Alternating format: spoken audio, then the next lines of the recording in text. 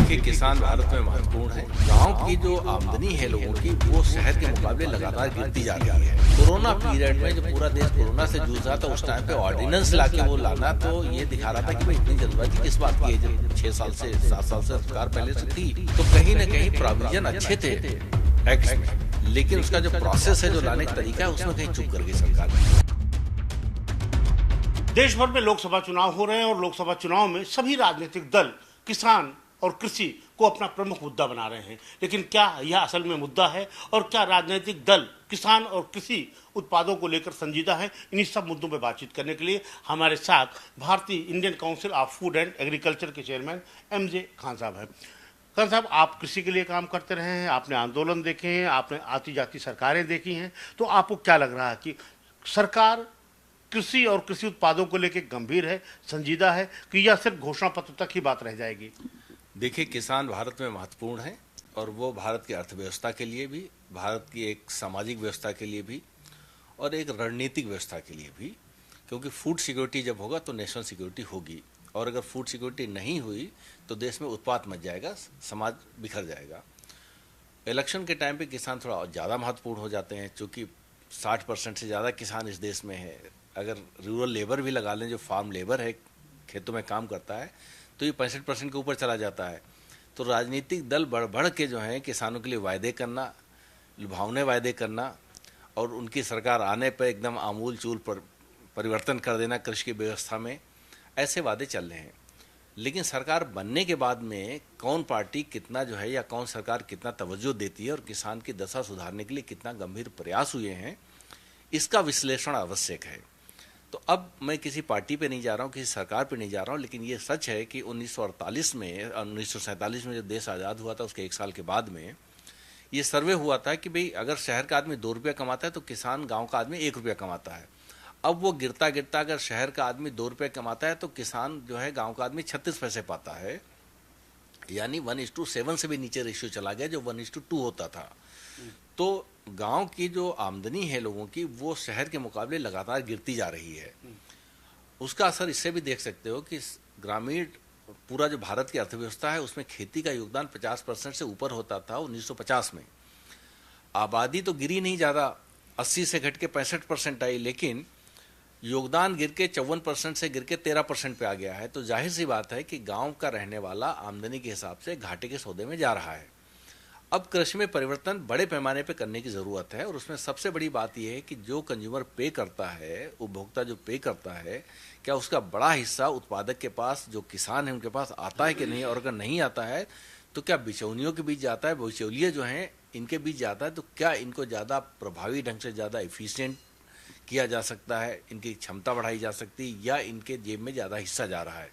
अब 2 उदाहरण देख लीजिए। एक, दूध जो ज़्यादा पेरिशेबल है, यानी दूध जो है 24 घंटे में ख़राब हो जाता है अगर ठीक कंडीशन में ना रखा जाए। सब्जी तो फिर भी हफ्ते भर चल जाती है।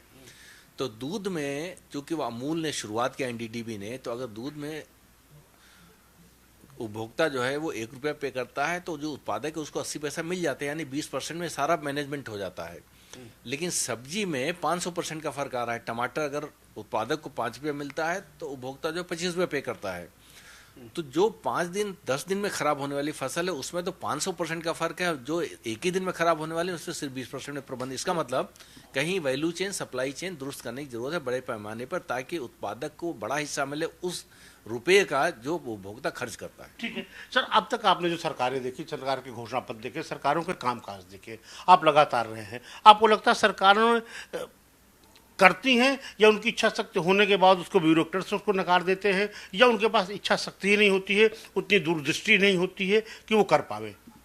देखिए, बड़ा क्षेत्र है और बड़ी आबादी इस पे है, तो एक साथ बड़ा बदलाव आ पाना मुश्किल है, लेकिन कुछ परिवर्तन किए जा सकते हैं। अच्छा, इस सरकार ने जो 3 बिल लाए थे उसमें कोशिश की गई थी लाने की, लेकिन गलती जो सरकार की तरफ से हुई, वो किसान संगठनों से बात करने के बजाय, किसानों से बात करने के बजाय उद्योग संगठनों से बात किया कि भाई हम ये बिल ला रहे हैं। तो पहले तो आशंका ही चली गई किसानों में कि कुछ खेल में दाल काले है मामला, तो नहीं तो हमसे बात करते। दूसरा, कोरोना पीरियड में जो पूरा देश कोरोना से जूझ रहा था, उस टाइम पे ऑर्डिनेंस लाके वो लाना तो ये दिखा रहा था कि भाई इतनी जल्दबाजी किस बात की है, जब 6 साल से 7 साल से सरकार पहले से थी।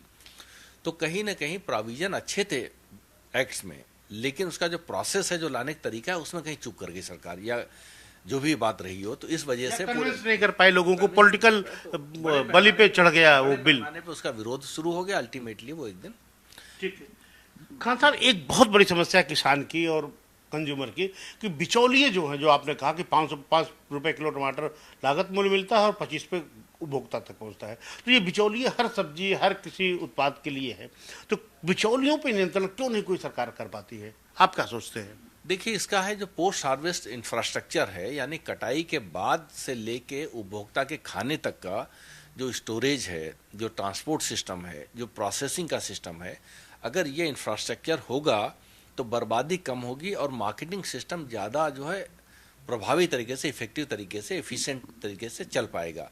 ऐसा होने पर कंज्यूमर को ज़्यादा पे नहीं करना पड़ेगा और उत्पादक को ज़्यादा उसका हिस्सा मिलेगा। तो मुझे लगता है कि जहां पिछले 7 दशकों से फोकस इस बात पे था कि कैसे हम उत्पादन बढ़ाएं ताकि देश जो है वो एक तरीके से फूड सिक्योर हो जाए, खाद्यान्न पे आत्मनिर्भर हो जाए, अब जो एक दशक से काम चला है वो ये है कि कैसे किसान की आमदनी बढ़ाएं और उसके लिए सबसे ज़्यादा जो है वो जो पोस्ट हार्वेस्ट है, यानी कटाई के बाद के जो काम है, उसमें एग्री बिजनेस शामिल है, कृषि व्यवसाय शामिल है, उसमें मूल्य संवर्धन शामिल है, फूड प्रोसेसिंग शामिल है, उसमें एक्सपोर्ट, ट्रेड, निर्यात, ये सब शामिल है।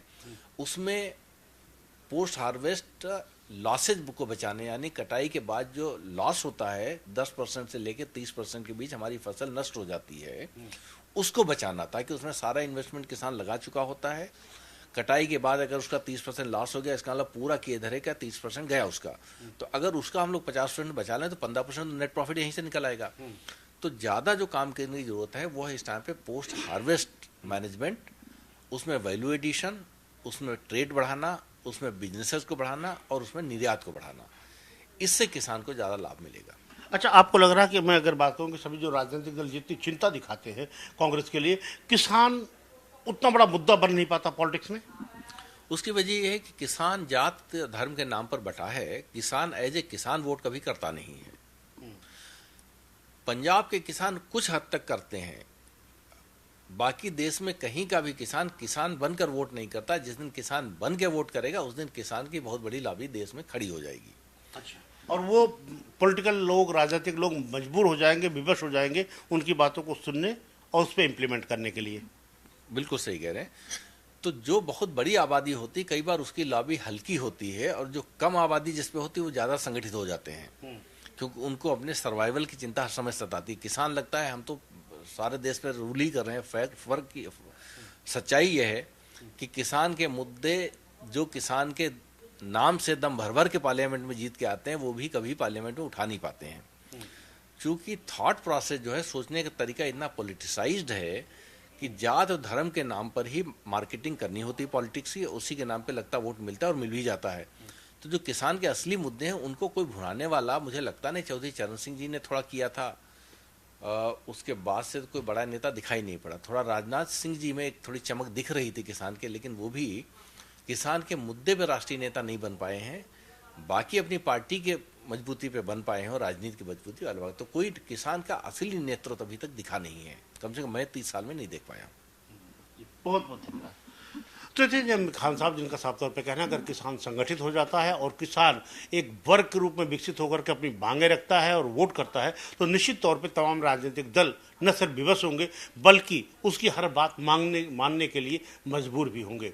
कैमरामैन वाहिद के साथ अखिलेश मिश्र, जनतंत्र टीवी, दिल्ली। देखिए, किसान भारत में महत्वपूर्ण है। गांव की जो आमदनी है लोगों की, वो शहर के मुकाबले लगातार गिरती जा रही है। कोरोना पीरियड में जब पूरा देश कोरोना से जूझ रहा था, उस टाइम पे ऑर्डिनेंस लाके वो लाना तो ये दिखा रहा था कि भाई इतनी जल्दबाजी किस बात की है, जब 6 साल से 7 साल से सरकार पहले से थी। तो कहीं ना कहीं प्रोविजन अच्छे थे एक्ट में, लेकिन उसका जो प्रोसेस है, जो लाने का तरीका है, उसमें कहीं चूक कर गई सरकार।